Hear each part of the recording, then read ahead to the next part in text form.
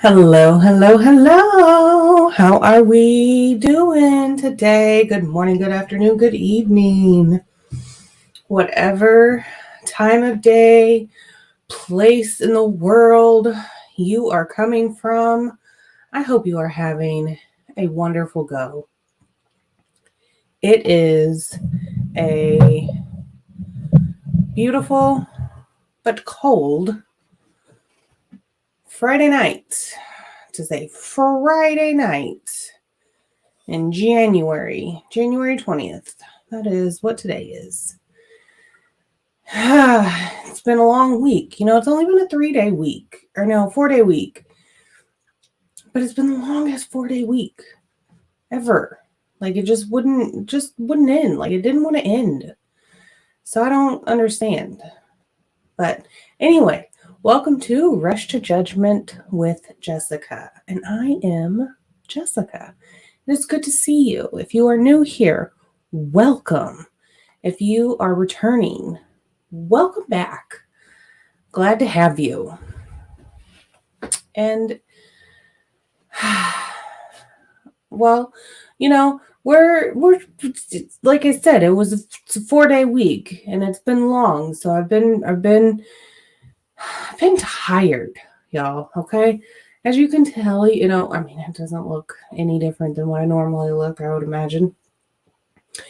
I was thinking, like, after I started this, some YouTubers do do this stuff anonymously. They don't use their real name. They use an avatar and whatever. And I was like, I could have done that. I could have just not used my face. You'd never know who I was. All you'd see is my voice. And I was like, well, it's too late now. I got lots of videos out there. You've seen my face. You know what I look like. So, and my name's out there. So I was like, well, should have thought about that one before. I mean, I never really thought about not showing my face. So what you see is what you get, and this is it. This is what you get. This is what it is. You don't like it, don't look. I mean, you can listen. You don't have to look at me, I guess. But I don't know why you wouldn't. Beautiful. Anyway. Okay. So, like I said, we're behind. Story of my life. Okay. And my lights are going out because the batteries are dying. It's fine. And they're on a timer. I don't know. I can't keep up with them. Because I set them to turn on at a certain time thinking, okay, after work and I get things settled, I'll stream. And that way, turn the lights on at this time and whatever, and then they'll be on for so long. And then I'll stream, and then this, but it doesn't happen. So then this one will go off, and then that one will go off, or that one's battery just died. I don't really know. But whatever, it's fine. I don't even care anymore. It's there. And my preparedness is fantastic. So, back to what I said, I am behind. So I'm still on day 2, but this is the end of day 2. So then we'll be on day 3. And then there's only, after that, 2 more days that I have to catch up on. Hell, I don't know. Anyway, yeah. So, this was Monday, or this was Tuesdays. Tuesday, Wednesday, Thursday. Do they have court today? I don't know. I didn't look. So, I think they had court today, and it was short. So, I don't know. But this is the end of Alexander Jackson trial, day 2. It's the end of day 2. If you want to catch up, go back, watch the previous videos that I did. They've interviewed some officers. They've interviewed some neighbors, watched some body cam footage.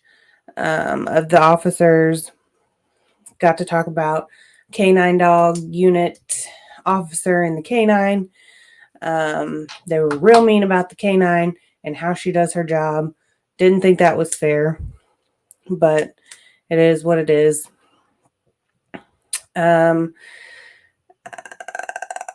So Alexander Jackson, he is on trial for the murder of he's being charged with 3 counts of first-degree murder in the death of his mom, dad, and his younger sister.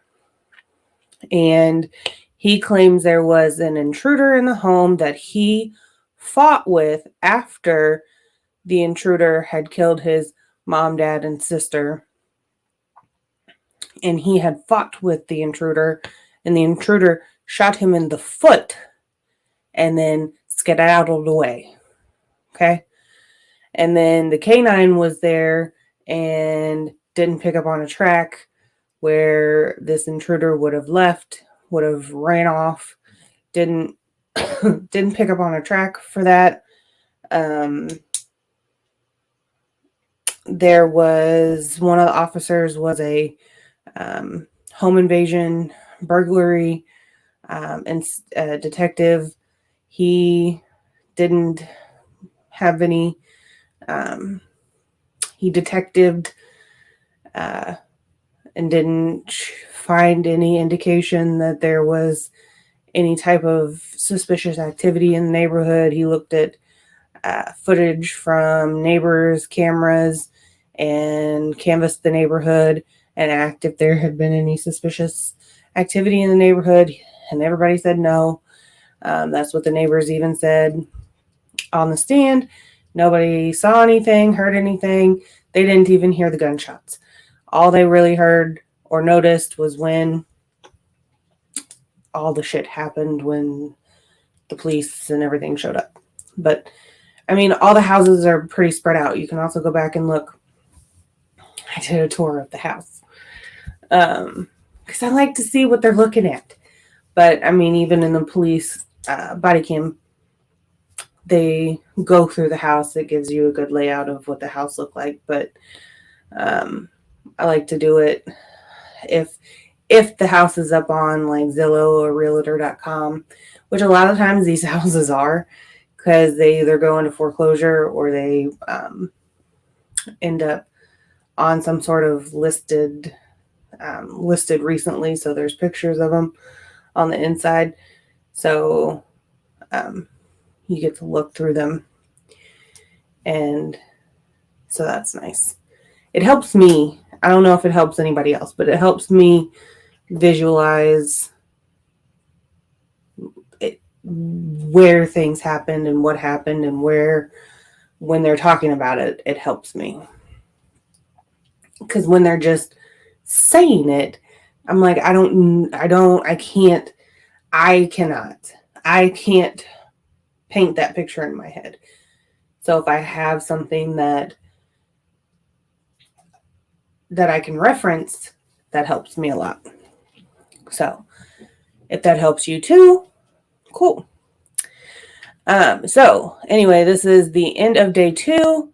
Not for sure how much longer we have left on here, because I do play it a little bit faster than normal, and I'm not sure who the witnesses are.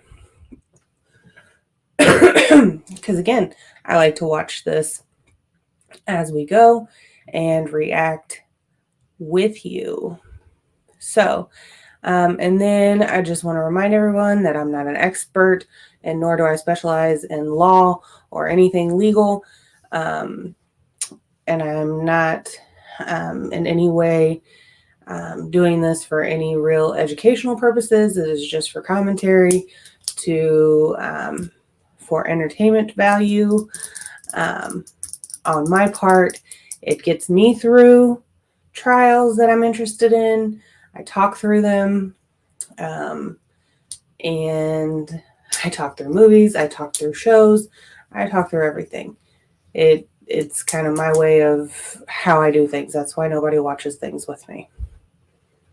So maybe that's why my My subscriber count is so low. But I couldn't be. So, with that, please, if you watch a video, just hit the subscribe button. If you watch this, just hit the subscribe and hit the like. Just do that. And then leave a comment in the comment section below. Let me know what you think. If you hated it, say you hated it. If I did something that you didn't like, say I did something that you didn't like. Something. Okay? I am I've only been doing this since like October for real. So I'm new. I will go ahead and say that I'm still new and I'm learning and I'm doing all of the things, but I'm just here doing things just the winging it, and I'm having fun doing it. But I would really like you to like and subscribe, and so I can keep doing it, and that would be great. Okay, so we shall get started on the end half, third, because we broke it down into three parts for this day. Day 2, Alexander Jackson trial. They're getting done just stretching. They had to have a little stretch keys. Right. Turn these up. You want to just have a seat, please? Is it Dr. Cruz? Yes. I swear you right. Raise your right hand. Dr. Cruz, do you swear or affirm that the testimony you'll be giving today will be the truth? I do. All right. Can you put your hand down? And just for the record, please, can you give me your first name and your last name and spell them both? Hopefully. Kelly Cruz, KELLY, KRUSE. That is loud enough. Ms. Slaughter? Thank you. Dr. Cruz, how are you currently employed? I am an associate state medical examiner at the Iowa Office of the State Medical Examiner. Oh, she's an Tell Emmy. us a little bit about, or a lot, about your educational background that qualifies you for that position. So after I graduated from high school, I attended Tulane University and earned a Bachelor of Science in Anthropology. I then attended St. George's University and earned a Master of Public Health. I then stayed at their medical school and earned a Doctor of Medicine degree. After I graduated from that in 2013, I then entered an anatomic and clinical pathology residency program. That was at a hospital in New Jersey. When I graduated from that in 2017, I completed a forensic pathology fellowship program, and that was at the Office of the Chief Medical Examiner of Maryland. After I graduated from that program, I became employed by the office in Iowa. Dr. Cruz, you used the word fellowship when describing some of your educational background. Can you explain to us what a fellowship is or what it means to be a fellow? So once someone graduates from medical school, they enter a residency, and that's where you learn about specialties within medicine. If you want to specialize even further, then you complete a fellowship. So my residency was in pathology, and my fellowship was in forensic pathology. You were also the chief resident, is that correct? Yes. Can you tell us what that means? There are usually a number of residents. So within each of the 4 years at my program, there are 4 to 5 residents. Once you become a fourth year, 1 or 2 people are picked to be in charge, essentially, of all the residents in their training. And you described a specified study or practice being pathology. Can you explain to us what pathology is? Pathology is the study of disease processes, and how those affect the human body. So what is the difference between pathology in general versus the forensic pathology that you did your fellowship in? Forensic pathology takes those disease processes, they look at them, and then also adds an injury and how disease and injury affect the human body and ultimately lead to someone's death.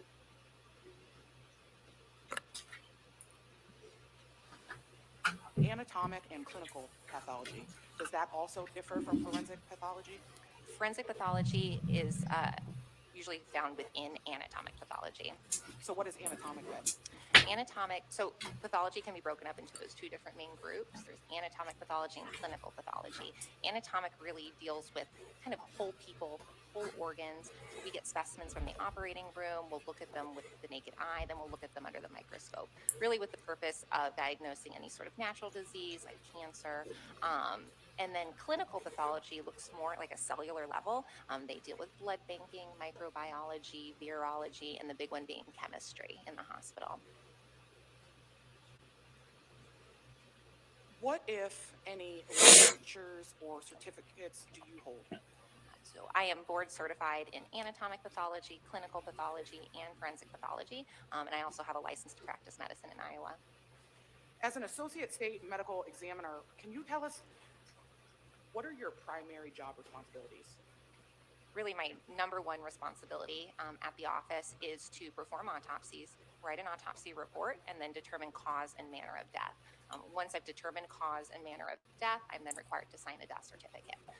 Other duties that I have, I provide expert testimony on my cases, I talk to family members, I review medical records, toxicology reports, talk to law enforcement, gather evidence throughout the autopsy process, and things along those lines. We also do a lot of teaching in our office to medical students. Since you've been working as an associate state medical examiner, do you know approximately how many autopsies you've completed? Since I've been working at the state medical examiner's office, I've performed about 1,000 autopsies and about 14 to 15 total throughout all of my training. When you perform an autopsy, is there an industry standard or specific protocols that you as a medical examiner follow in each autopsy that you do? I do. So we are accredited under the National Association of Medical Examiners. They provide guidelines on how to perform an autopsy, and then using those guidelines, we also have standard operating procedures in our office. So really, no matter what kind of a case it may be, we essentially perform each autopsy the exact same way. Can you tell us generally what way that is that the autopsies are performed? Each autopsy can really be broken up into two parts. We have our external examination and the internal examination. The external examination starts from the beginning when the body is removed from the cooler where it has been placed waiting for the autopsy. There will be weighed, measured in length. Anything on the outside of the body will be documented. So if there's clothing, medical therapy, jewelry, that will be documented, then removed. Then the body is washed, and then we do a head-to-toe examination of the body, looking at defining characteristics like hair color, eye color, tattoos. We're looking for any sort of natural disease, say someone has surgical scars, and then looking for any evidence of injury. All of that is photographed and documented. Once that external examination is complete, then we perform the internal examination. That begins with collection of specimens. So we collect blood, vitreous fluid from the eyes, and then urine if it's available, really for the purpose of toxicology testing. Then we make a Y sort of incision. All of the organs are then removed. They're each weighed, and then I look at each one for any evidence of disease or injury. That includes all the chest organs, the abdominal organs, and the brain as well. Once that is complete and everything's documented, the organs are put back into the body. It is sewn back up and sent to a funeral home. Fantastic. Autopsies are performed. Do you do those by yourself or do you do it with a team? We have a team at our office. We perform multiple autopsies at any given period of time, and we make use of autopsy technicians. So they're the ones who procure those specimens, take out the organs, weigh them for me. They'll measure the body, weigh it, and really help with anything else that we need, like picture taking. I'm assuming, are there more than one associate state medical examiner? Yes. Can you tell us how cases are assigned for autopsy when bodies come into the medical examiner's office?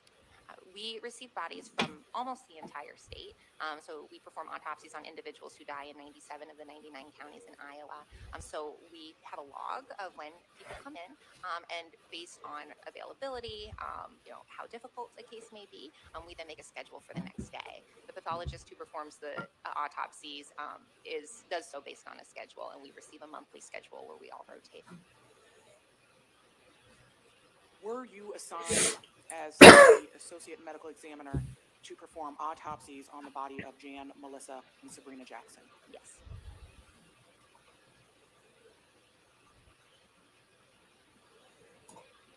Can you break down for us, well, strike that please.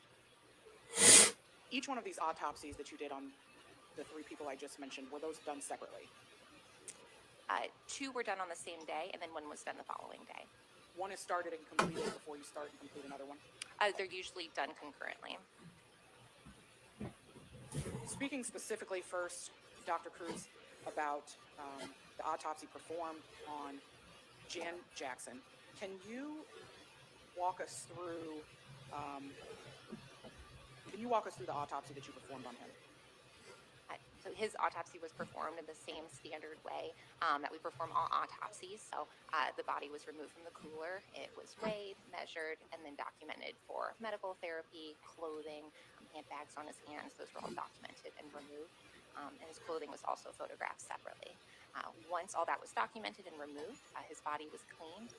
And then I was able to determine he had a total of 5 gunshot wounds.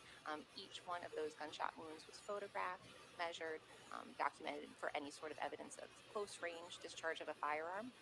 And then once that external examination portion was complete, I then performed my internal examination portion. So there I was able to determine which organs were injured from the gunshot wounds and any sort of associated findings with that. I was also able to look for any sort of natural disease that he may have, such as coronary artery disease, hypertension, fatty liver. But he didn't have any sort of natural disease that would have accounted for his death.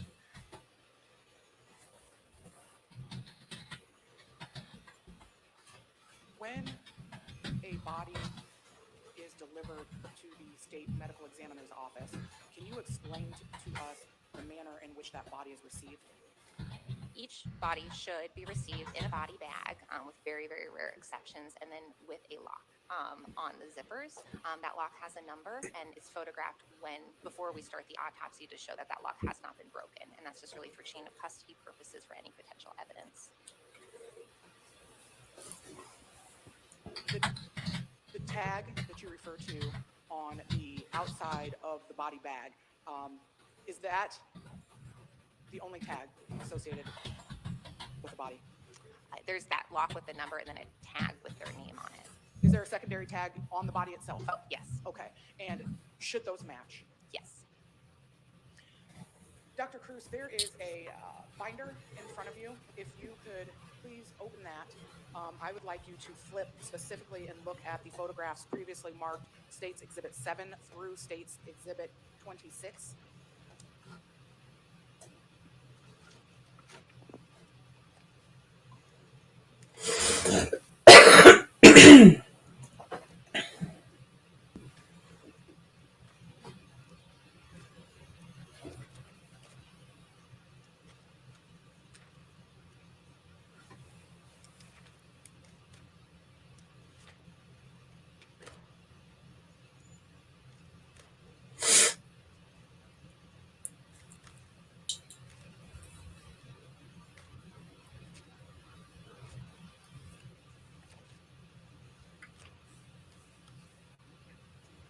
Was I supposed to go through all of them or Through just 26? just 26? Okay. Okay. You've had a chance to review those? Yes.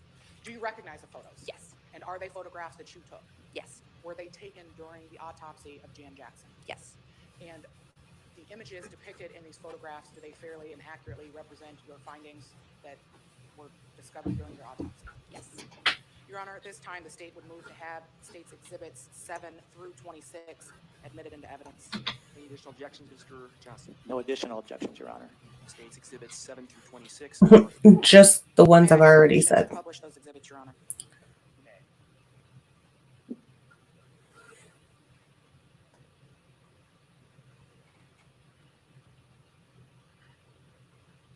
Dr. Cruz, looking first at States Exhibit 7, can you tell us what we are viewing in this photograph? So these are the two sort of items on the outside of the bag. On the left-hand side is that lock with the number. The photograph showing the lock was intact when received. And then on the right is a tag with Jan Jackson's name. There's also a ruler shown in this photograph, is that correct? Yes. Can you explain to us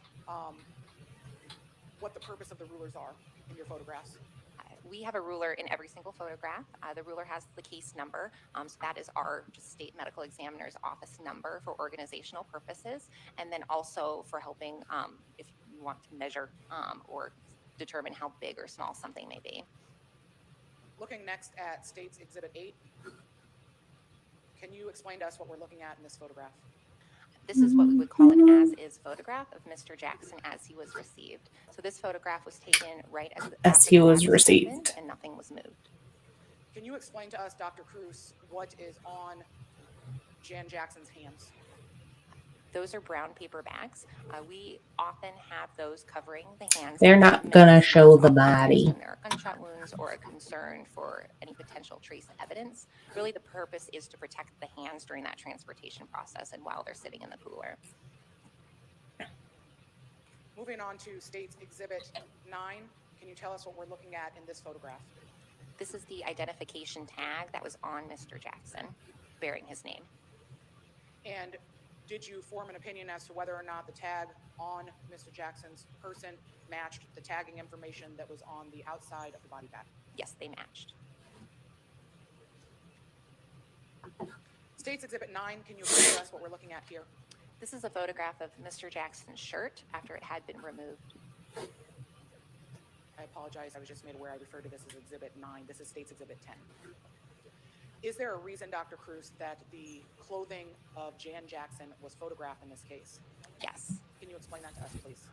There were holes in the shirt that corresponded to gunshot wounds that I had seen, and I wanted to have those documented. In the photo that's showing in Exhibit 10, I'm using my cursor circling an area. Are you able from this photo, Dr. Cruz, to see a hole in this shirt? Yes. And the hole that I'm referring to... Where I'm circling, do you see that there is a hole? Even if you don't, do you know there is a Yes, hole there was a right bullet wound there? that corresponded to that hole. Are there any other defects from this vantage point in the shirt that you can see in this photograph? No, I can't appreciate any others. Moving then on to State Exhibit 11.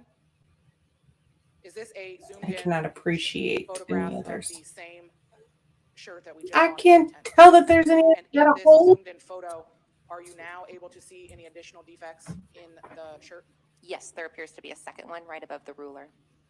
And would that be above the first 0 in the ruler? Where? Yes.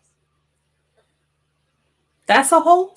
Did What's a the hole? second one or second hole That's a in hole? the shirt that we're seeing in State's Exhibit 11, That's would a that also hole? correspond with an Is injury? that the other hole? Yes. Or is that the hole? Because I would have thought that was the, oh my God. Looking at Yep. State's Exhibit 12, can you explain to us, Dr. Cruz, what we're seeing in this photograph? Those were This bullet is the holes. back of Mr. Jackson's head. In after his I head. had shaved it so that I could better visualize 2 gunshot wounds. Sorry. Warning. In the report of autopsy that you wrote, you described gunshot wounds to the occipital scalp. Are these injuries in the occipital scalp? Yes. Are these the injuries that you referred to as being the right and left occipital scalp? Yes. Can you What's tell us occipital? what injury was sustained as a result of these 2 gunshot wounds? For both gunshot wounds, the bullet entered into the skull. So there was injury to the scalp, the skull, the dura, which is a thin sort of membrane that covers the brain, and then injury to the brain as well with associated bleeding. When you reference left and right occipital scalp, is it his left or from the vantage point that you would be looking at them from? His left.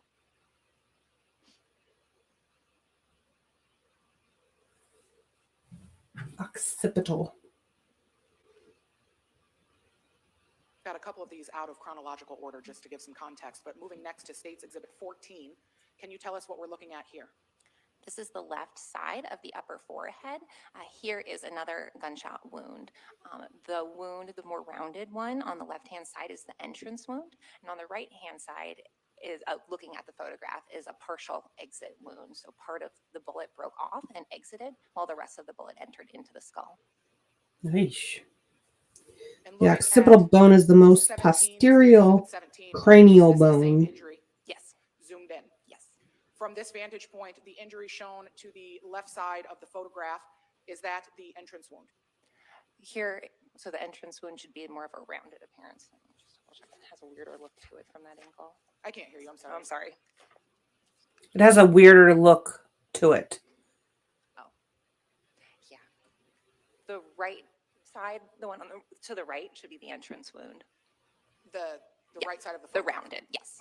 And the left side, I apologize, this more V-shaped wound would be the partial exit wound. Yes, it's turned compared to the other one. And State's Exhibit 13, same injury, Yes, zoomed in. yes. Is there any explanation medically why the entrance wound is more circular and the exit wound or partial exit wound, as you referred to it, is more of a V-shaped wound? Usually when the bullet has a clear path from the gun You know, to the human to body into is the a skin, it has a crazy lot of thing. energy, so it actually bores a hole into that skin. So there's part of the skin that's missing. Once that bullet hits something, it loses a lot of energy. So then when it goes to exit the body, it really sort of pokes through or lacerates the skin. And so you don't have that rounded appearance. You really shouldn't be missing any skin. And you can look at wounds and to determine if they're entrance and exit wounds by trying to put those edges of the wound together. So here on the right-hand Heard side, that it's very before. round. You wouldn't be able to get those edges together. But on the left-hand side, you can clearly see the edges of that wound come together. Because if it's going in, it's Looking at ripping the State's skin Exhibit 15, in can you tell us and what we are seeing in this away. photograph? This is Mr. Jackson's chest. So at the top, you can see part of his facial hair. That's where his head is, and his feet are at the bottom. And 2 gunshot wounds can be appreciated. So I see an injury center just below his chin. Is that a gunshot wound? Yes.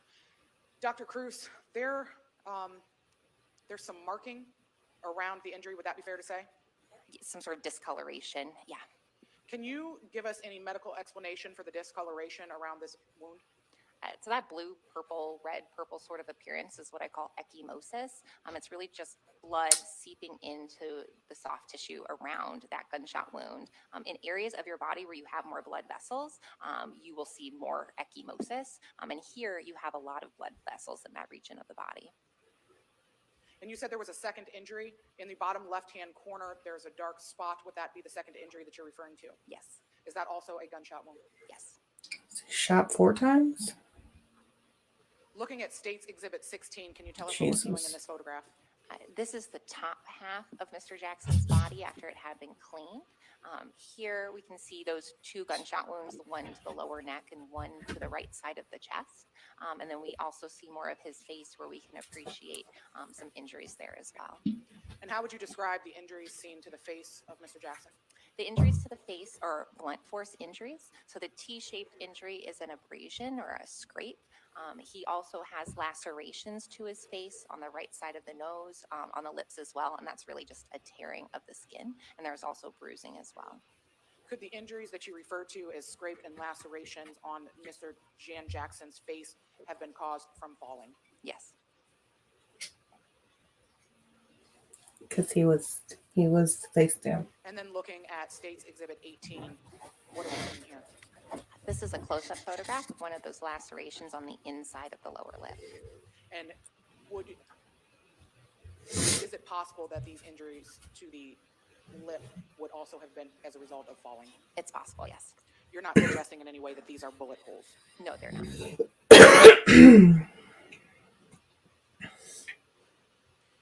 State's Exhibit 19, there are words associated or on this photo. Can you tell us what that says, please? It says fragment from left forehead.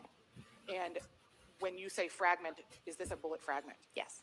And when you say left forehead, can you explain to us where specifically you found this bullet fragment? This bullet fragment is from that gunshot wound on the left side of the upper forehead. It was within the soft tissue of one of the wounds. And when you say within the soft tissue, would that be outside of the scalp or outside of the bone? Correct. Embedded within the scalp, essentially. Thank you. And State's Exhibit 20, what are the words on State's Exhibit 20? Right chest. And on the right side of Mr. Jackson's body, that lower dark hole, is this fragment related to that hole? For both of the wounds that were seen in that photograph, so the bullet to the lower neck and the bullet to the chest both entered into the chest cavity. These fragments are from the one of the lower neck, so the higher one that injured the right lung, and the bullet fragmented. And so within that cavity are where we found multiple bullet fragments. And the words associated with State's Exhibit 21? Left frontal bone. And where is the left frontal bone? It's really in the forehead region, so it would be associated with that bullet hole, the bullet holes on the left side of the forehead. State's Exhibit 22, there are 5 very small pieces or fragments of a bullet. This is abdomen 1, is that correct? Yes. Where specifically were these fragments located? These fragments were found within soft tissue in the organs of the abdomen, so that gunshot wound to the right side of the chest entered into the chest cavity, injured the lung, and then went into the abdominal cavity and injured the liver. So along the way, it left off little fragments, and along that wound path, specifically within the abdomen, I was able to recover these. And then State's Exhibit 23, frontal lobe. What's the frontal lobe? So the frontal lobe is part of the brain that is underneath that frontal lobe and the frontal bone and the frontal scalp. So really, What is the frontal lobe? It's your earlobe. Or a bullet was recovered from the frontal lobe associated with one of the gunshot wounds of the head. And when you say of the head, are you referring to the occipital area, the back of the head? Correct. So he ended up having 3 bullets recovered from the skull and the brain associated with all 3 gunshot wounds of the head. Oh, he was shot 3 times in the head. Can you read Oh, for us what that says? yes. Frontoparietal lobe. That's a part of the brain where each lobe isn't really clearly demarcated, so it's kind of where 2 of them meet. So not quite towards the exact front of the brain, but slightly back. Another projectile was recovered. And did you associate that projectile from one of the shots in the back of the head as well? Yes. State's Exhibit 25, is this additional fragments? Yes. And were these located in the right chest per the words written on the photograph? Correct. There was blood in the chest cavity, so that was collected and then sifted through to look for more bullet fragments. And while sifting through the blood from the chest cavity, that's where these fragments were found? Correct.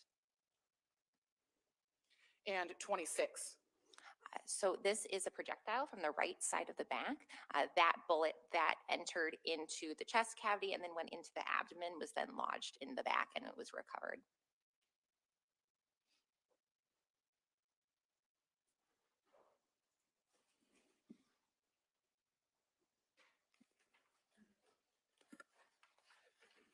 Dr. Cruz, during your examination of Jan Jackson, were you able to determine a specific time of death?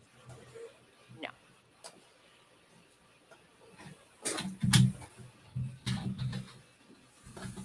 Are there some fallacies associated with finding the time of death? There are a lot of misconceptions with determining time of death. It's a big part of my job and really one of the most difficult things to do. Is it possible to determine time of death? From an autopsy, an exact time of death cannot be determined. You can determine an estimate, a guesstimate. Dr. Cruz, during an autopsy where you're looking at gunshot wounds, are you in general able to form opinions regarding the distance from which someone was shot? Yes. And how do you do that? So when I am doing my external Gunpowder residue. I'm looking for evidence of close range discharge of a gun by determining if there's any soot deposition on the skin or if there's any stippling on the skin, which are little Soot and stippling that occur from gunpowder that is not completely burned, and it hits the skin with such a force that it causes a little scrape or abrasion. If I see one of those 2 things, or potentially a muzzle imprint showing that there's been contact with the gun, I can say that the gun was likely fairly close to the skin. In terms of exact distance, I would need to have a test fire of the gun with the ammunition to know for sure, but I can say that it was likely fairly close. Generally, on any of these wounds. how does something like This lady, interfere good with your God. ability to judgment or form an opinion as to the distance from which someone was shot? Anything that comes in between the gun and the body will preclude that evidence of the close range. So I won't necessarily see any soot. I may not see stippling. I do look at the clothing, but clothing's often quite bloody, and it's difficult to determine. When you refer to soot and stippling, is there a distance in which you expect to see those type of deposits or those type of injuries on a body? Yes. What is that range, or what is that distance? So soot travels the shortest distance. It's really that completely burned up gunpowder, and it's quite light. If you're looking at soot, you're looking at most likely within inches. For stippling, that unburned gunpowder can travel a bit further. You may be looking at feet, but again, you would need to test fire for sure. When you talked about the effects that items between the gun and the body have on your ability to determine distance, would that also apply to hair? Yes. Specifically, the hair on Jan Jackson's head. would that prevent your ability to determine the distance from which those two shots happened? Yes, especially due to color. I didn't see any gunpowder particles, and it would prevent that gunpowder from reaching the scalp and creating stippling. Similarly, his shirt. Dr. Cruz, did you form an opinion regarding firstly what the cause of death was for Mr. Jackson? Yes, And what is that? multiple Gunshot wounds. wounds. Did you form an opinion Bam. as to which of the multiple gunshot wounds specifically caused the death of Mr. Jackson? Each individually would be fatal on their own. Well, damn. So it's overkill. When you say that each individual shot would be fatal on its own, does that necessarily mean that death would be instantaneous? No, that is not. No. So, just to clarify, is it possible God. that after sustaining, say, one of the chest wounds, that Mr. Jackson would still be alive? Yes.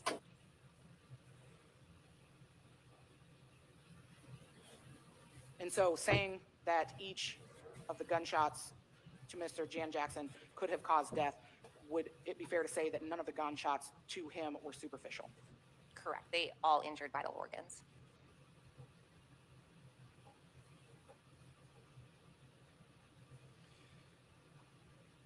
Dr. Cruz, moving on to the autopsy performed on Melissa Jackson, did you form an opinion as to the cause of death of Melissa Jackson? Yes. And what was that opinion? I apologize. Gunshot wounds of the head. While performing the autopsy of Melissa Jackson, did you also photograph her injuries? Yes. And if you would open that book back up and flip to States Exhibits 27 through 36, let me know once you've had a chance to look at those.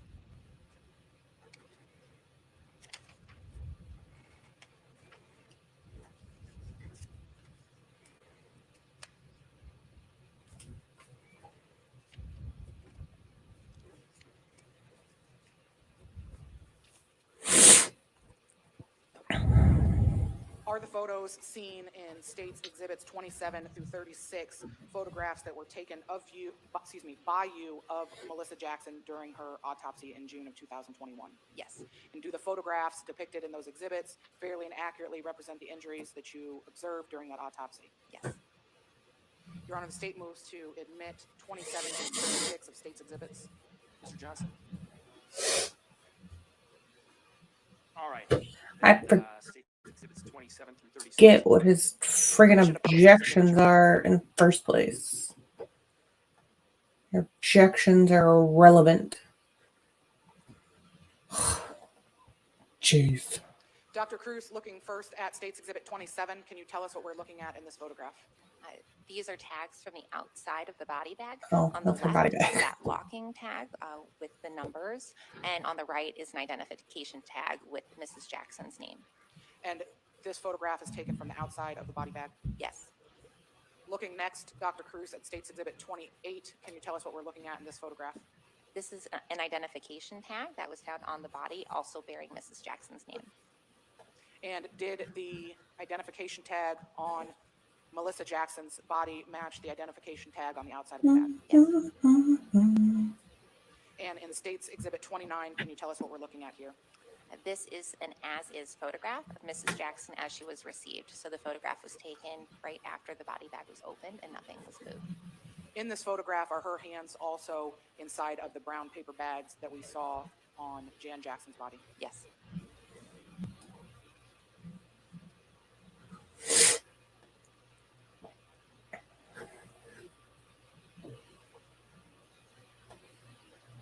In States Exhibit 30, Dr. Cruz, can you tell us what we are seeing in this photograph? This is an identification photograph of Mrs. Jackson. So it's a head-on shot of just her face. Here we can also appreciate a number of injuries, including 2 gunshot wounds. And on the bottom center-ish of the photograph, I'm circling what appears to be an injury. Yes. Would you agree that that is an injury? Yes. And would you agree that that injury is caused by a gunshot wound? Yes. And then an injury at the top center of the photograph to Melissa Jackson's left eye area? Would you agree that that is also a gunshot wound? Yes. Are there any other injuries in this photograph from this vantage point that you appreciate or can't appreciate in this photo? She also has an additional injury in the scalp at the hairline. Am I pointing at that right now? Yes. Kind of center scalp line? Yes. In State's Exhibit 31 is in State's Exhibit 31, Dr. Cruz, how do you describe this injury in your autopsy report? In my autopsy report, I describe this as a laceration or a tearing of the scalp. And when you say or a tearing of the scalp, is a tearing of skin how you define a laceration? Yes. Is a laceration different than, or could it be considered what I would describe as a grazing wound from a bullet? It's definitely possible that that could represent a graze wound from a bullet.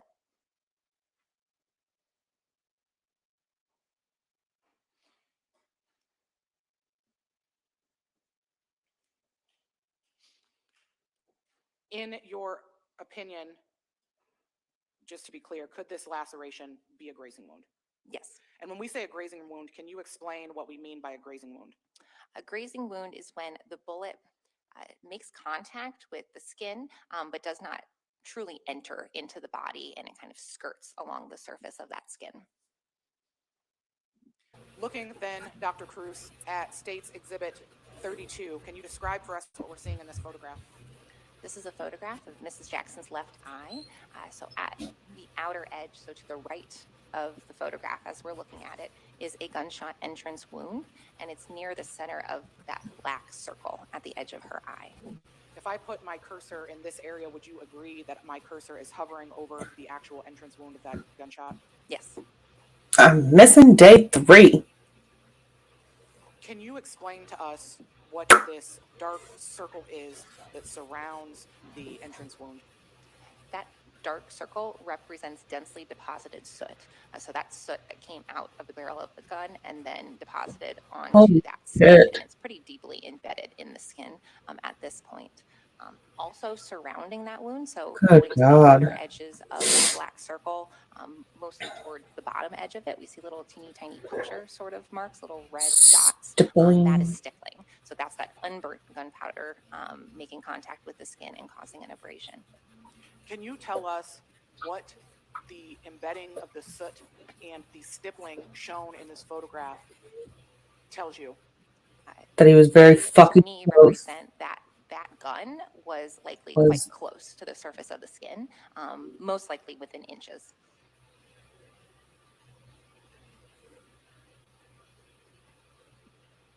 Moving on to State's Exhibit 34, can you tell us what we're looking at in this image, Dr. Cruz? This is the right side of Mrs. Jackson's face, and in the right temple forehead region is a second gunshot entrance wound. Looking at State's Exhibit Dear 33, God. is this the same wound shown in 34 from a closer angle? Yes.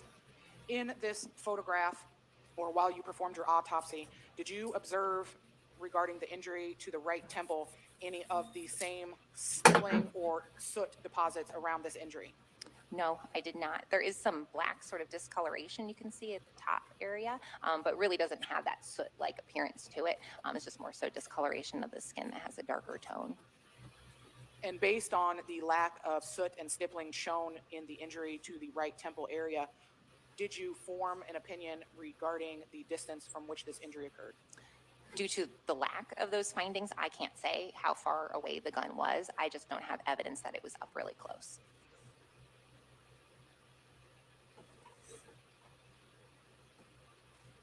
Would you opine that this shot was from further away than the injury to her left eye? Well- In the absence of anything between the two to stop that, Yes. then yes.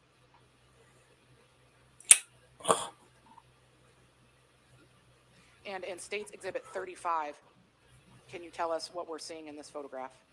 So this is the right side of her head, sort of near the top. This is a lacerated wound, so tearing of the skin, but what it represents is a partial exit wound from one of the bullets. So part of the bullet was able to poke through, but much of it also stayed within the head, and that was recovered. Were you able to tell which of the bullet wounds, whether the left eye or the right temple, had this as the exit path? Yes, the one to the right eye had this partial exit wound.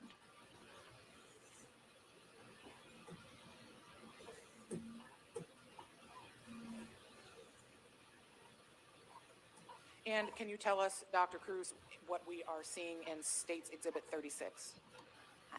These are the 2 bullet fragments that were recovered from her body associated with the 2 gunshot wounds. So here, the one that says right parietal scalp lateral means that that bullet was found in the most outer sort of part of the head, and that was associated with the gunshot wound to the left eye. And the one that says the right parietal scalp medial was associated with the gunshot wound to the right eye temple area, and also associated with that partial exit wound. You can see it's a little smaller. Can you tell us, Dr. Cruz, what injuries resulted as a result of the gunshot wound to the right side of the face? To the right side of the face, that bullet entered into the cranial cavity. So there was, again, injury to the skull, that dura, that outer covering, and the brain, and then associated bleeding on top of the brain.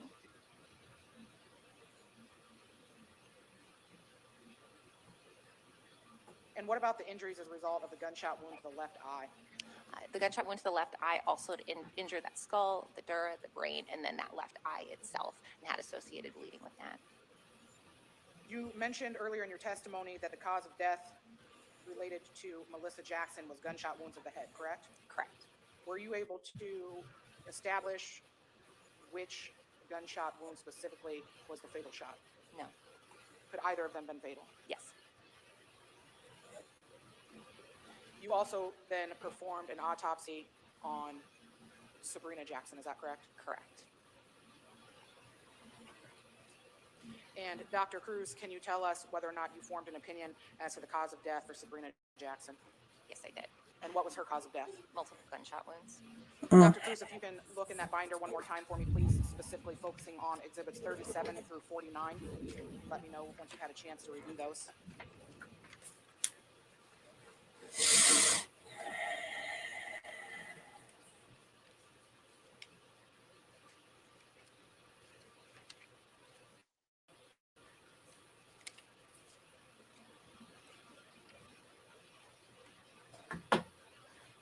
Have you had a chance? Yes.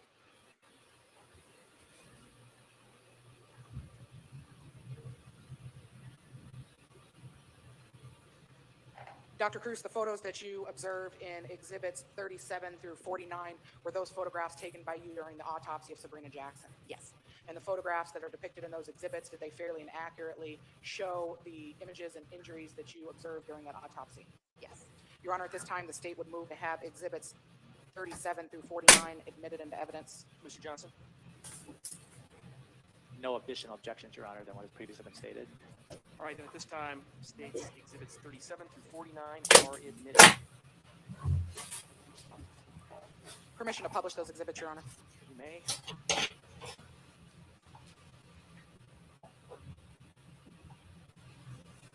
Dr. Cruz, once again, looking at exhibit 37, can you tell us what we're seeing in this photograph?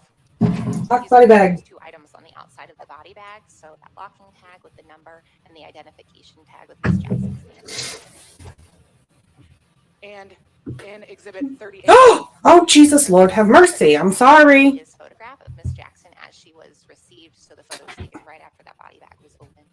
and her hands, are they also in? You guys are not supposed to show that. It would appear to me, Dr. Cruz, that there is an additional piece of material or fabric surrounding Sabrina Jackson in the bag. Can you tell us what that is? Yes, that is a fitted bed sheet. And did that arrive inside of the body bag with Sabrina Jackson? Yes, exactly as it is shown. Looking then at State's Exhibit 39, is this the tag Oh, that was on Sabrina that's her Jackson's tag. body? Oh, Were you able, Dr. Cruz, tag. to confirm that the tag on Sabrina Jackson's body matched that of the tag on the body bag? Yes. Looking first at Exhibit 40, can you tell us where the injury seen in Exhibit 40 was on the body? This is on that lateral left side of the torso, like the left sort of flank region. Flank. Your love handles. And And can you tell us what injuries Pup. were caused from this gunshot?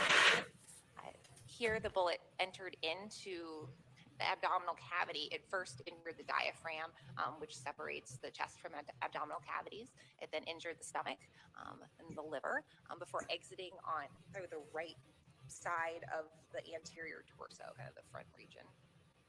And is State's Exhibit 43 a zoomed-in photograph of that same bullet wound? Yes. When looking Don't at show the it. bullet wound in Exhibit 40 and Exhibit 43, did you find any evidence during your autopsy of any soot deposits or stippling? No. In State's Exhibit 42, can you tell us where this injury was? So this injury represents that exit wound on that front side of the abdomen associated with the exit wound on the left flank.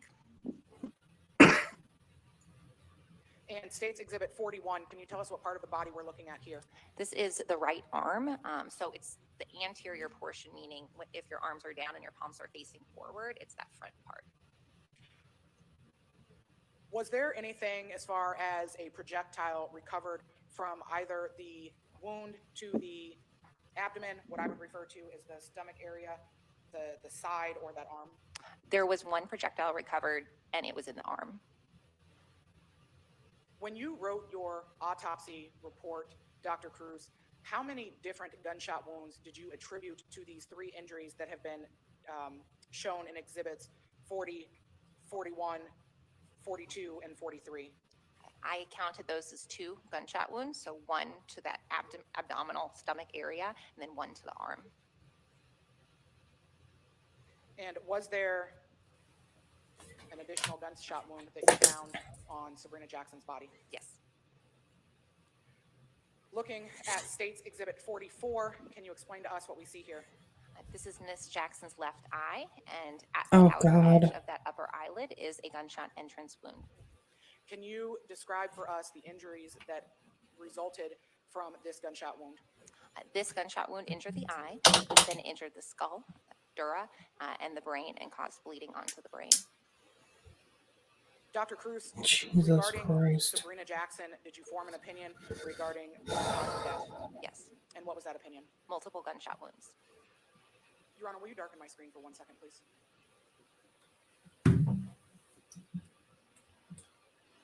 I'm ready to publish.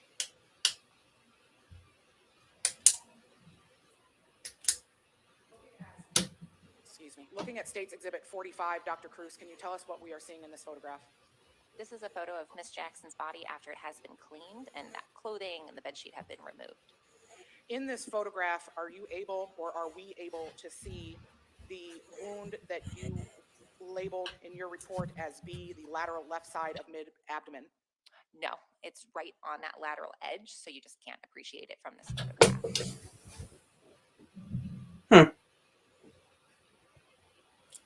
Lady put up a different picture. The injury in what could potentially be the chest or upper abdomen of Sabrina Jackson, is this the entry, or excuse me, the wound that you referred to as the exit wound? Yes. Dr. Cruz, depending on the position of Sabrina Jackson's body at the time that she sustained the gunshot wounds, is it possible that the left side wound exited the center of her chest and that same bullet then re-entered her arm? Yes. So though you have marked down 3 gunshot wounds, is it possible that only 2 bullets struck her body? Yes.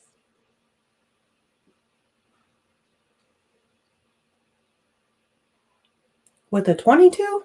Based on the bullet path and the injuries that were sustained. Where's the gun? Those 3 injuries to the abdomen, my word, not yours, the midsection and the arm. Are you able to form an opinion as to whether or not Sabrina Jackson would have been able to roll over after having been shot there?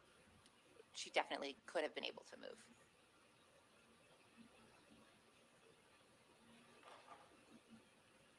Looking at State's Exhibit 46, can you tell us what we're seeing in this photograph? This is Miss Jackson's shirt that she was wearing. And when you say Miss Jackson, are we referring to Sabrina Jackson? Sabrina Jackson.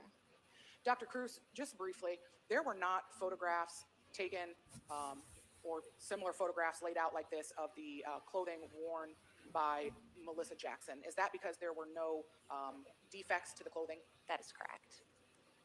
And I'm circling my cursor center of this shirt. There appears to be a little white dot. Is that the defect that you observed on this shirt? Yes, And do you attribute that defect to a bullet hole? I do.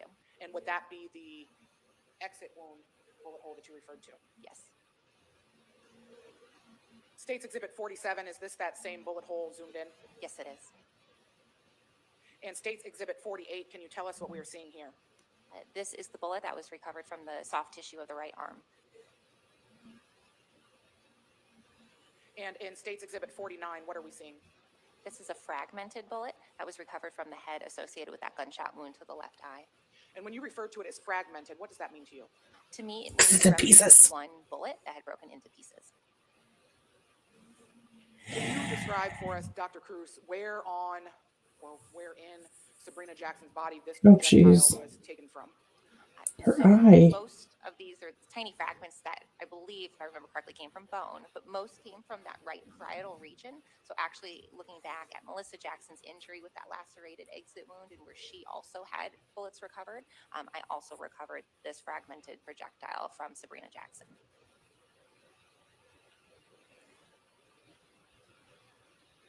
That was unclear. I don't even know what you said.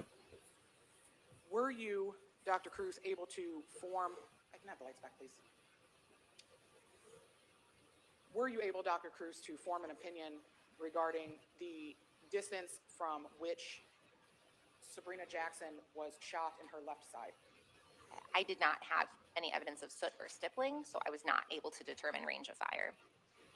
And again, if there was clothing or bed covers in between the barrel of the gun and her skin, would that affect the ability to find soot and or stippling? Yes. Similarly, did you form an opinion regarding the distance from which Sabrina Jackson received the injury to her eye? Correct. And did you, in the injury or around the injury to Sabrina Jackson's eye, did you observe any of that soot embedded or stippling? No, I did not. Were you able to determine through your autopsy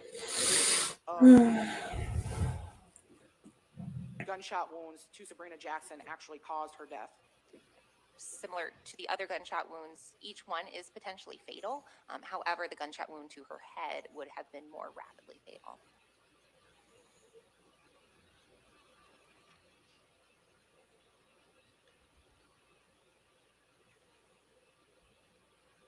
Are we done here? When you're doing autopsy, Ugh. as part of what you do during an autopsy to identify the bodies in which you're They not even Yes, do a it's the most cross-examination? important thing we do. And during the autopsy, did you identify the body that was tagged as Jan Jackson to actually be Jan Jackson? I did.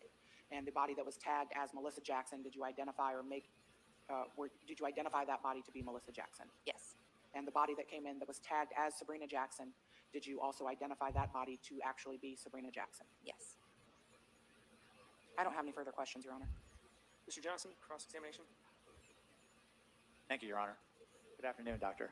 Oh, he got his mic on. You testified earlier about what you described as stippling and soot deposits on a wound. Remember that? Yes. And that to you indicated a certain proximity of the weapon to the injury. Would that be correct? That's correct. And Yes. with that deposit of that, is there also the possibility that blood or tissue from the person being shot could blow back onto the weapon itself? Yes, I Yes. that's possible. And that even the person who was firing that weapon could possibly get blood or tissue on them, depending on how close the wound was. That seems reasonable. So a gun that was within inches of one of these injuries, the muzzle of that gun could potentially have DNA on it from the victim, Potentially, yes. as well as the assailant could potentially have DNA on them from the victim, Potentially, yes. as well as they could potentially have deposits of gunshot residue on their hands. Potentially, yes. Did they check him for any Note, gunshot at least with respect to Melissa Jackson, that residue? that gun was in close range to her. Correct.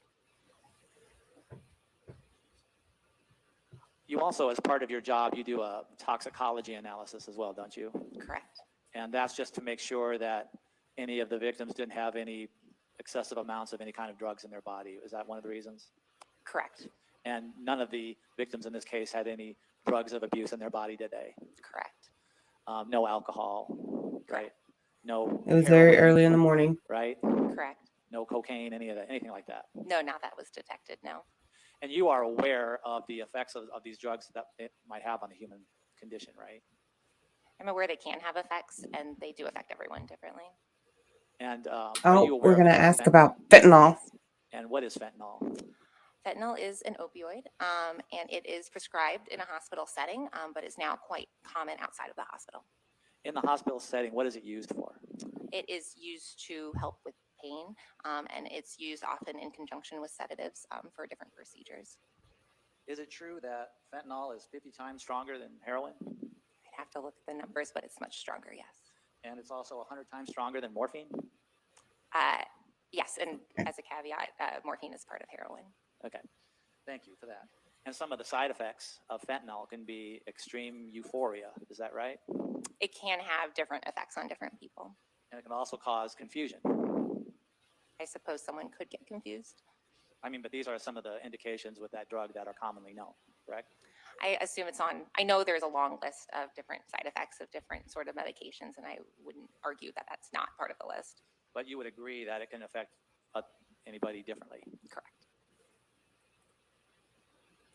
Who, I noticed on the tags of those bodies was the name Alicia Weber. Can you tell the ladies and gentlemen of the jury who Alicia Weber is? So Iowa has 99 counties, and as part of those counties, they have a county medical examiner. Those are physicians that essentially triage cases for us at the state office and determines who needs an autopsy. They also oversee investigators who go to scenes, tag bodies, put bodies in body bags, and Alicia Weber is one of those investigators for Lynn County. So would it be fair to say that she might go to a crime scene and, I don't know, look at the bodies as they appear at the crime scene? Correct. Do you know whether she did that in this case or not? She had to have been there for that tagging, for tagging all of the bodies and putting them in the body bags. I'm not sure how involved she was, since there, law enforcement and others were there, but she had to have been there for that. Okay, thank you. And then with respect to the autopsy of Jan Jackson, it sounded to me like you have some doubts about how close the weapon might have been to some of those injuries. Is that true? I don't have evidence of close range, and in those cases, I just don't know, because things can get in the way of soot and stippling for me to know for sure. Things like bloody clothing, right? I think you said you look at the clothing, but if there's blood, Could have had a hat on. see the soot or the stippling, right? Correct. It may obscure that soot and stippling, and I only look at it with the naked eye. And Mr. Jackson's hair that you had to shave off on the back of his head, that could have also concealed soot and stippling as well. With the soot, correct. Okay. And for those reasons, if the person doing the shooting had been in very close proximity to Mr. Jackson, they again could have got deposits of Mr. Jackson's blood or tissue. But they were on using a themselves. rifle. Yes, yes, Or the firearm itself could have had that on the muzzle, for example, of the gun. yes. Thank you. I don't have any further questions. Okay, Can thank you you. redirect, Ms. Slaughter? Just No. quickly, Your Honor. Dr. Cruz asked you a line of questioning regarding the effects of fentanyl. Yes. Oh, goody. We're going to Would you stick with agree that. There are several factors that go into how fentanyl would affect any specific person. Correct. Age, Correct. weight, Weight is a possibility. any other factors you can think of? If someone has used it before, it may affect them differently when they use it subsequent times. Your body may metabolize the drug differently. You may have other drugs in your system. Just a long list of why it may affect different people differently. In your lengthy educational background and training and on-the-job experience, do you have any specific training related to blowback from guns as far as bullet hits body and which directionality blood travels? No, we do not. And really, our experience with that is what we see at autopsy, and most commonly when people shoot themselves. And when you say most commonly when people shoot themselves, if a bullet is traveling in a direction, most commonly do you see that the blood travels in the same direction as the bullet? Correct. It can travel in that direction, potentially in the opposite direction, but you're almost guaranteed for it to go in the direction of the bullet and not so much so in the opposite direction. Would the size and strength of the bullet in the gun, in your opinion, doctor, have an effect on the blood traveling in the opposite direction from the bullet? In my experience, I have seen that different types of ammunition and different weapons do produce different sorts of patterns of blood spatter and injury. And so when you say you assume that's possible and that it seems reasonable, are you forming an opinion as to that is what happened in this case or should have happened in this case as far as the blood blowing back towards the gun? No, not at all. I don't have any further questions, Your Honor. Mr. Johnson? But I think I heard you just say that you see it blow back most often when people shoot themselves. That I'm able to witness whether blowback exists or not with people who shoot themselves, because that's what we commonly see at our office. Because that weapon would be in close proximity to that injury. Correct. All right. And if the blood were to shoot back up in the same direction as a bullet, it's more likely to be deposited on the muzzle of that gun. Is that correct? Could you repeat that? I'm sorry. Because the blowback of the blood would shoot back in the direction of the bullet, and somebody was shooting themselves, so they had to be in close proximity, then the blood would shoot back have more of an opportunity to shoot back onto the gun. Correct. With the close proximity, if blood were She still doesn't understand what the fuck you're saying because it's compound and confusing. Correct. Thank you. I don't have any further questions. Slaughter? Just shut up. Nothing additional, Your Honor. All right. Good God, let her go. Here you go. Take a step down. She was a sweet lady. Oh. Ladies and gentlemen, this will be a good time, I think, to take our mid-afternoon break. We always give you 15 minutes. We don't always get 15 minutes then because there's always a couple things we do. So I think probably right now I've got about 3:10 on my watch. We're just going to go till 3:30. We'll give you a few minutes longer, and that way we can make sure to get our 15 minutes as well. So I'd remind you of the admonition that I gave you previously, and we'll see you shortly. All rise.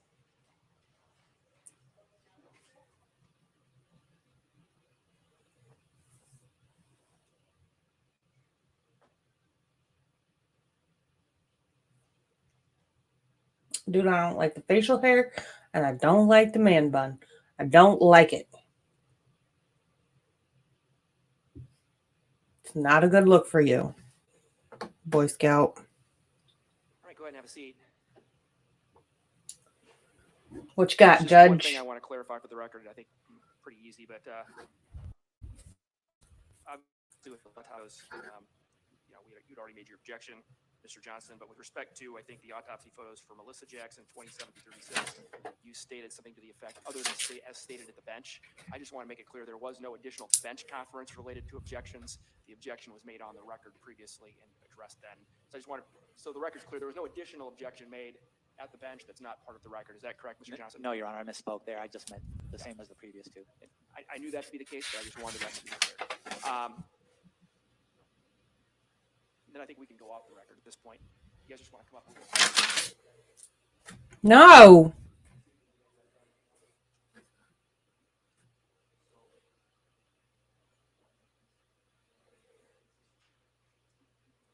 She's a big girl. I'm not saying nothing because I'm a big girl, but she's tall. She's a tall girl.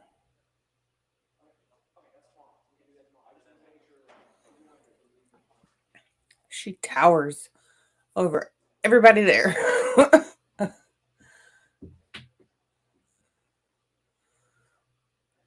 His suit is too tight. Your suit is too tight, sir.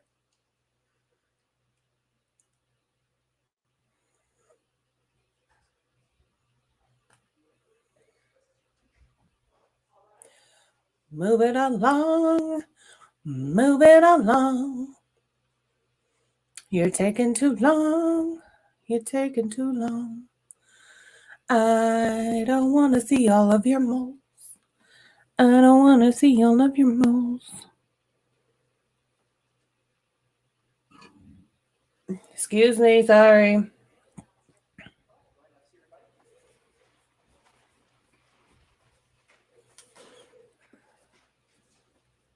All right, we're back on the record after our mid-afternoon recess. We have our jurors, counsel, Mr. Jackson present. We had just finished up, sure you recall, with Dr. Cruz. And Ms. Slaughter, the microphone's in front of you, so I'm assuming you're going. Does the state have another witness to call at this point? State calls Brandon Bosenberg, Your Honor. All right. Boson burner. Who you be? Good afternoon, Mr. Rosenberg. I'm going to have you have a seat right over there to my far left, if you would. Rosenberg, Bosenberg. What's your name? Let's see. Book underneath the book you just brought up. Would you close that? You can just set it off. Maybe ask to look at it, but until you are, let's just leave it closed. Thank you. All right, Mr. Rosenberg, first thing I'm going to do is swear you in. Please raise your right hand. Sir, do you swear or affirm that the testimony you'll be giving today will be the truth? I do. All right. And just for the record, can you provide us with your first and last name? Yes, my name is Brandon Bosenberg. Can you spell them both, please? Yes, Brandon is Brandon. Bosenberg is Boesenberg. All right, thank you. Ms. Slaughter, There's no Z in there. Thank you, Your Honor. Investigator Bosenberg, how are you currently employed? I currently work for Collins Aerospace right now. And how long have you been employed with Collins Aerospace? Approximately 3 months. Prior to your employment with Collins, how were you employed? Before that, I was employed with the Cedar Rapids Police Department. And So you what are no years longer did an you work as a police officer investigator. for the Cedar Rapids Police Department? I worked for the Cedar Rapids Police Department from 2009 to 2022. Can you tell us just briefly why your employment ended? Well, why with did you CRPD? quit? Yes, I took a medical retirement from the police department. Oh. What did you do that Investigator for? Bosenberg, can you tell us a little bit about your educational background? So I went to University of Northern Iowa from 2002 to 2006 and graduated with a bachelor's degree in criminology. And did you then attend the Iowa Law Enforcement Academy? I did. And which academy did you attend? I've actually attended 2 different academies. In 2008, I attended the Iowa Law Enforcement Academy that's located in Des Moines, Iowa, Johnston, Iowa. And then in 2009, I attended the Cedar Rapids Police Department Academy. Prior to working for the Cedar Rapids Police Department, did you have other law enforcement experience? Yes, I spent 2.5 years working for the Linn County Sheriff's Department. As a deputy sheriff? Correct. And then transferred to Cedar Rapids Police Department? Yes. Upon transferring to Cedar Rapids Police Department, is that when you had to take some additional courses through the academy for that employment? Yes. When you first started your employment with Cedar Rapids Police Department, what position did you hold? So when I first started the police department, I was a patrol officer. And how long were What you a beat patrol did you officer? have? I was on patrol from 2009 to 2014. And in 2014, what about your employment changed? In 2014, I joined the Criminal Investigative Division as a nighttime investigative officer. And when you say criminal investigative division, is that sometimes or commonly referred to through CRPD as the CID unit? Yes. And you said as a nighttime what? Night investigator. Can you tell us what a night investigator does working as part of the CID? Work So at it was night? part of a unit that we called the MAT unit. It's called Mobile Assist Team. It was a plainclothes investigative unit. So our duties were to investigate any crimes that would happen at night that didn't rise to the occasion of calling in Magic. a crime scene unit.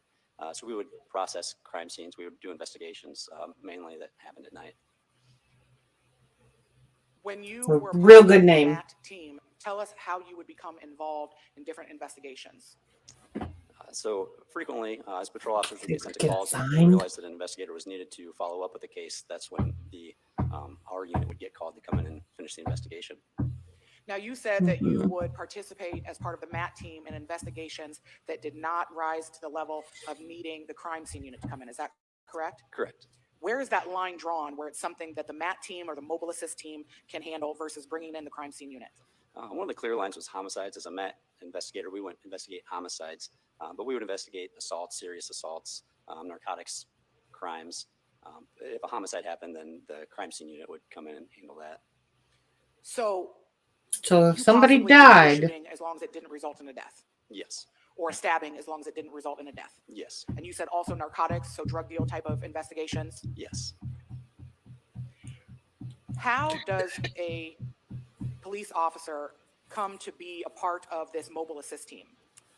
There's a competitive application process. As a position opens up on like an investigative unit, they'll open it up to the department, and anybody that wants to be a part of that unit will apply and go through an application interview process, and then get selected on an interview panel.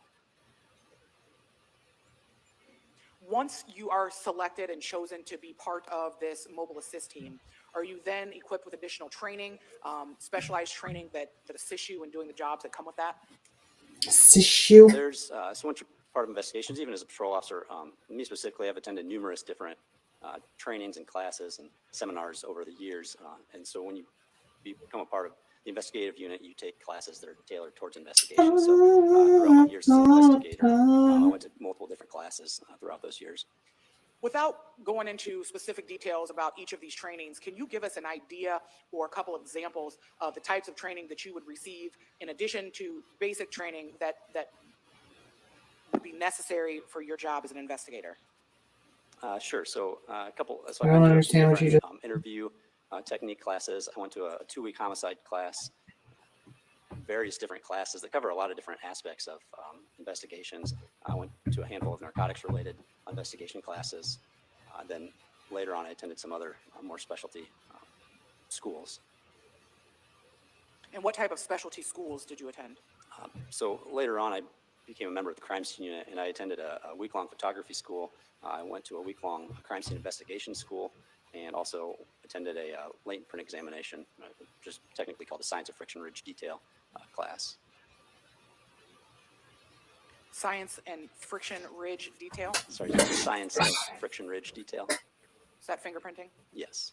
And when you reference latent, does that Why don't you mean just a say Yes, fingerprint? latent usually refers to something that's not visibly seen right away, kind of like an unknown print. So when we refer to latent print, it's one that hasn't been completely developed into a print that we can visibly see. You said that you took specialized or went to a specialized training school on photography. Is that correct? Yes. Can you tell us why, as a part of the crime scene unit, that photography is important? Sure.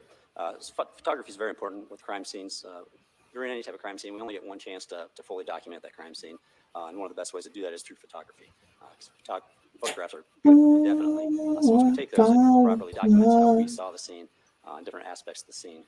So we can refer to those later Down and to my maybe to present what we saw to others as well.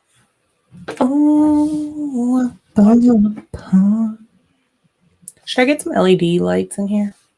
When you transitioned from the mobile assist team into the crime scene unit, what year was that? Well, so in between those two units, in 2017, I actually became a member of the narcotics investigative team.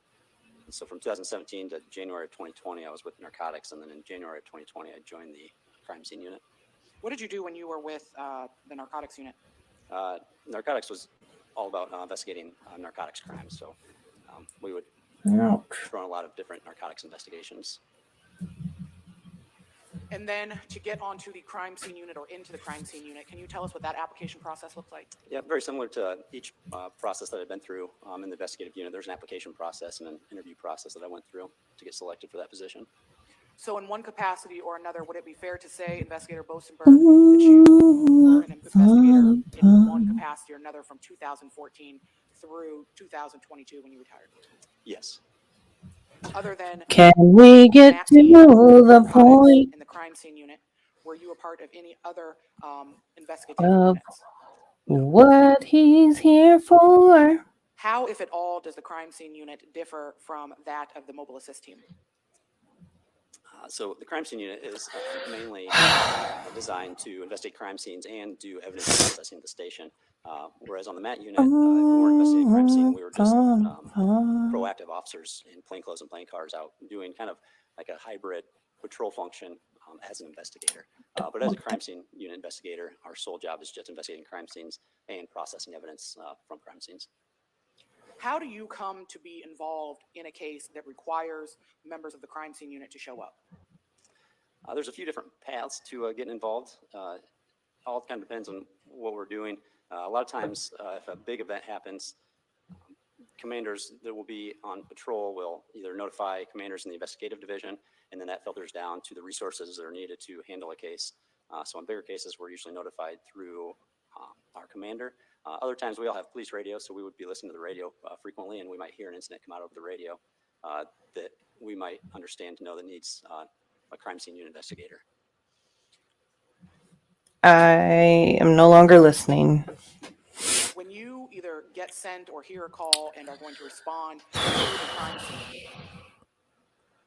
So y'all, if you're bored, the Do you jury have a is kit or bored. something? Are there certain instruments that you take with you? We to are the crime bored. scene? Yes, so as a crime Yeah. scene investigator, we all have our own vehicles that are outfitted with all the tools that we need to process Nope. the crime scene. A lot of Just personal protective equipment, winging it. crime scenes. There's items to process for latent prints, evidence collection. Oh, I tools fall to, apart. process a crime scene. They're all within our vehicle. So when we do get a call, we don't have to load up every Down time we get a call. to We my core. have that all readily available in our vehicle and respond to a scene. Investigator Bosenberg, were you a member of the crime scene unit on June 15th of 2021? Yes, I Here was. we go. I would hope Did so. you I would hope become that's why you're involved here. into homicide investigation taking place at 4414 Oak Leaf Court Northeast? Yes.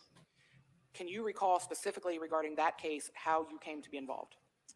That morning at the time, Lieutenant Fitzpatrick I was got our called commander in charge of there. the crime scene unit, and he had received notification that there was an incident in progress at 4414 Oak Leaf Court, so we turned on our radios to monitor the radio traffic that was as the incident was unfolding.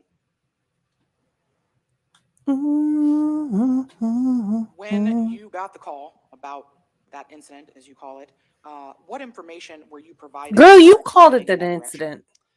At first, there wasn't a whole lot of information that was coming out, but I did hear that there was a male subject going to the hospital with a gunshot wound. So that was my first task, was to go to the hospital. And can you recall what hospital you went to? St. Luke's, I believe. When you got to St. Luke's Hospital, did you make contact with Alexander Jackson? Yes, I did. And is Alexander Jackson in this courtroom today? Yes, he is. Can you point him out, describe an article of clothing he's wearing, please? Yes, he's sitting over at that table on the left in a suit. White shirt, Yes, white shirt. goatee. Yes. Your Honor, if the record could reflect that this witness identified the defendant. Leading the witness. She led Investigator him. Bosenberg, when you made contact with the defendant at the hospital, can you tell us where he was? So I actually arrived at the hospital before he did. So when I was at the hospital, the ambulance brought him in and put him into a emergency room, and then that's where I had contact with him at. When you made contact with him, did he appear to be injured? Yes. And what part of his body did you observe injuries Yeah. on? He had an injury to his left foot. He was shot in the foot.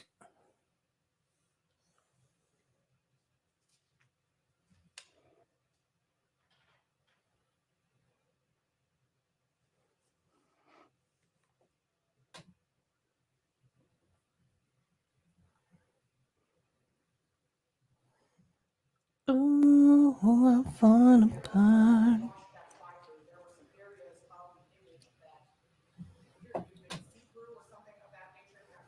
Yes.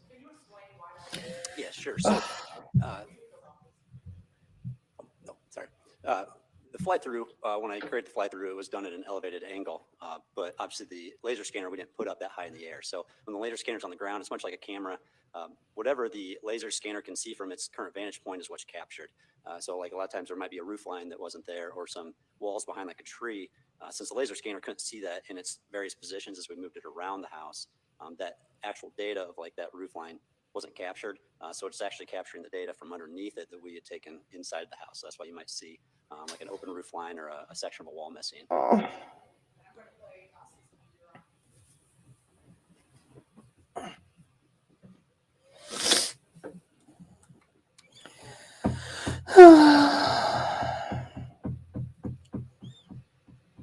Oh, I fall apart.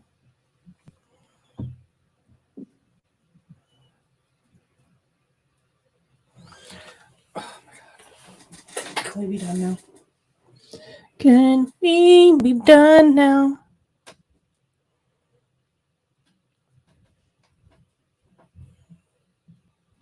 Can we be done now?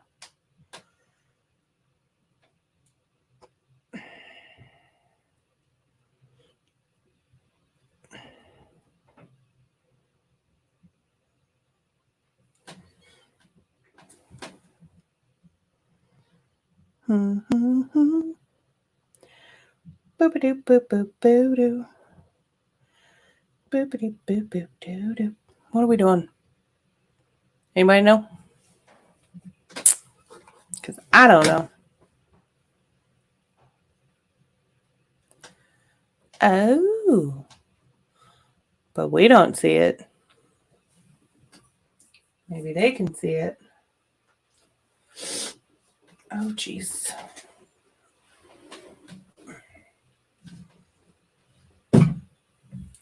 Maybe we don't get to see it because there's blood. That is Sabrina. Oh, maybe that's his room.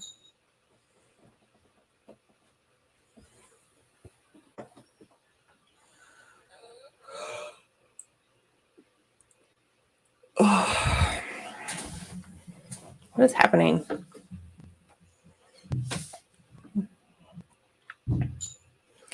Going upstairs.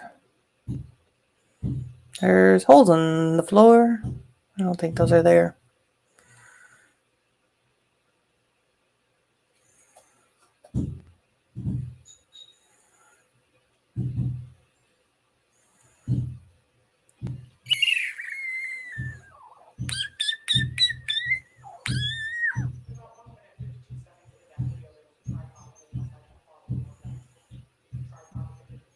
Yes. Yes, that's some equipment that comes along with this Faro laser scanner.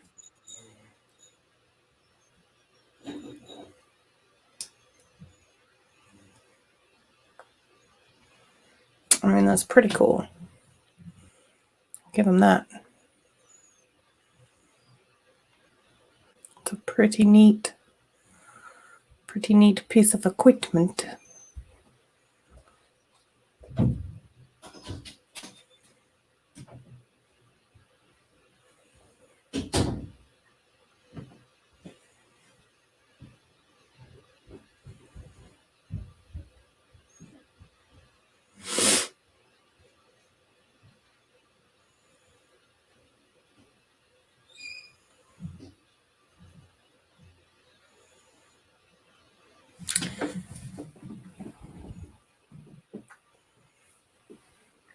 Ooh, I'm gonna pop down to my goal.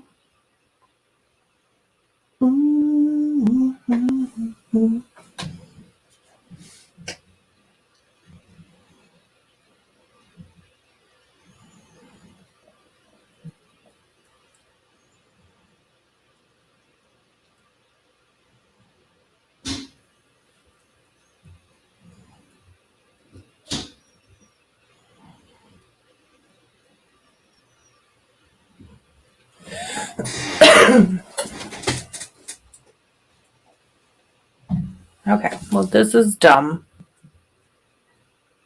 This is just dumb.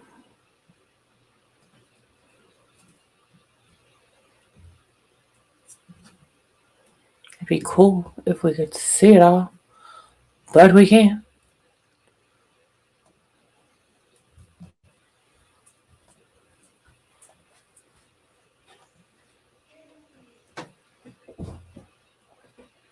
In the Faro scan, there were some parts of the images where it was apparent that there were some evidence markers set. Is that correct? Yes. Can you briefly tell us what an evidence marker is? Sure. So an evidence marker, as we saw at the beginning of the indoor one, they're just a yellow piece of plastic with different numbers on them that we use to note various items of evidence. Were additional evidence markers used after the scans were completed? Yes. Is there a reason for that, why some are done up front and some are done later? Yes, so kind of as I was explaining earlier, so what we did is after overall photographs were taken, we went and marked all the obvious pieces of evidence. And then once all the obvious pieces of evidence were done, we brought the scanner in to scan it. Additional items of evidence were marked later, but at that point, the priority was kind of capturing what we could see with our naked eye without disturbing any of the scene. And then also we needed to capture the data from the decedents so we could start that process of getting them to the medical examiner's office. Overall, how many days was this house processed? Total, we were there on 4 different days. Generally, when there's a crime scene, is the crime scene held or processed for 4 days? No. What, if any, factors contributed to how many days or the length of this crime scene was processed? Yeah, so this one, just the number, having 3 decedents in the house was definitely a factor, and having them on all in different areas added to the time it took to process the scene. I don't know what Your Honor's position is, but for my line of question, this might be a good place to break. We're close enough. So ladies and gentlemen, I guess with that, we will just, so you can rest assured, I talked to the attorneys earlier, we're still on schedule. So, so with that, we'll let you go for the night. I would remind you again of the admonition, again, just before we break for a longer period of time. I'm going to hit the high points again. Again, keep an open mind. Don't come to any decisions in this case yet. Do not do any sort of investigation. Do not communicate with anybody about this case or let anybody communicate with you. And again, avoid all media related to this case as long as you're adjourned. So with that, have a good evening, everybody. We'll be ready to go by 9 o'clock tomorrow. So they do have a day 3. I just don't have it. I don't know where it is. So I gotta find it. Because I only have day 4 and day 5. Oh, my God, y'all. Okay, so this last little bit was boring. Medical examiner, she was fine. This guy, I don't really know. That little video thing would be cool if we could see it, but I can't see it, and that's not my fault. I can't see it. It's their connection. I don't know if we can't see it because they don't want us to see it, or we can't see it. I don't know. I don't know why I can't see it, but it's whatever. But y'all, he had some hate for Dad, though. Boy, Dad had the most. Either Dad put up the most fight, or he had the most hate for Dad. I don't know. That's pretty.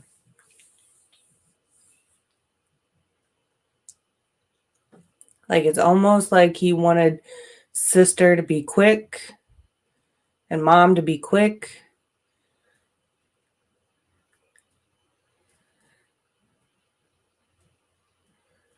But Dad, I don't know. But then again, could have been an intruder.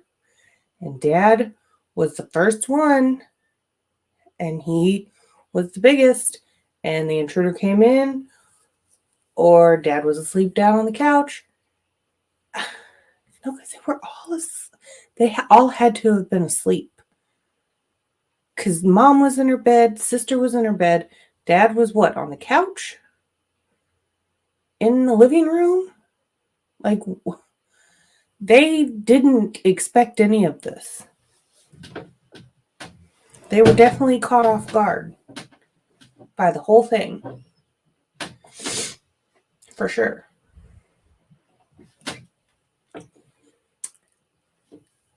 Because Mom and sister were still in bed. Still in their night clothes. Which were no clothes.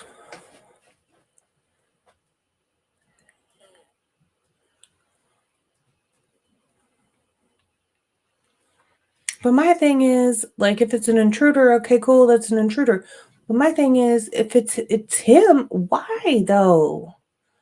Like, why? That's my question all the time. Like, an intruder would kill you, just kill you because they're scared.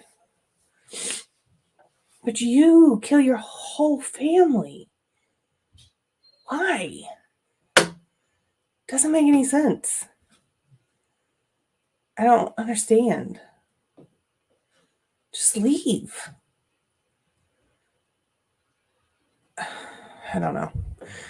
Okay, well, that was all for day 2. I gotta find day 3, and then we can do day 3. Like I said, we're behind. Okay, so that's all, folks. So anyway, I will find day 3, and we will work on day 3. And that is all. But remember, like, subscribe, put some comments in the comment section. Let me know what you think. Weigh in. Let me know. Guilty? Innocent? Yes, day 2. Let me know. I don't know. I just don't have a why, so I don't know why. Okay. Later.